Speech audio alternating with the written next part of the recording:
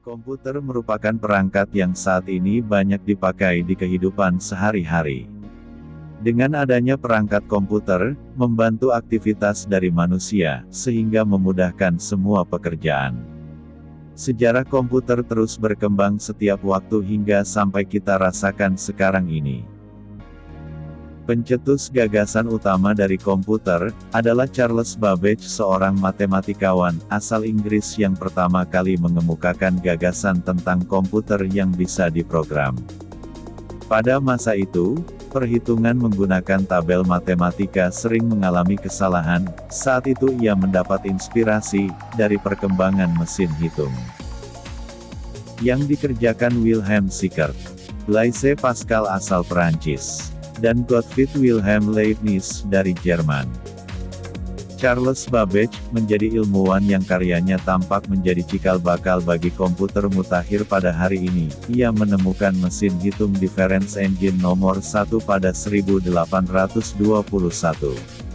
Tapi ketika melengkapi mesin tersebut, ia memiliki ide tentang mesin yang bisa menyelesaikan tidak hanya satu jenis, namun bermacam jenis operasi aritmatika. Mesin tersebut dinamakan analytical engine.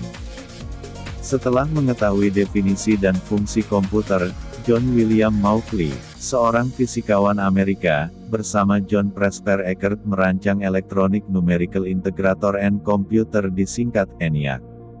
Pengembangan ENIAC berlangsung dari 1943 hingga 1945, dengan berat 30 ton dan daya 200 kW, dan berisi sekitar 18.000 tabung vakum. Komputer ini disebut komputer generasi pertama, yang baru dipublikasikan tahun 1946. Pada tahun 1959,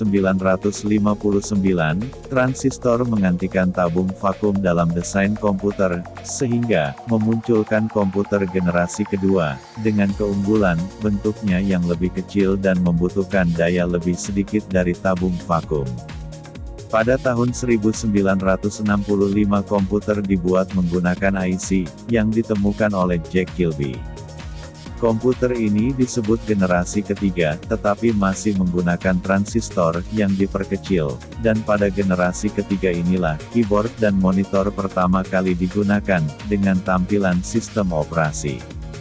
Selain itu, biaya yang dikeluarkan jauh lebih murah hingga dapat dijangkau masyarakat.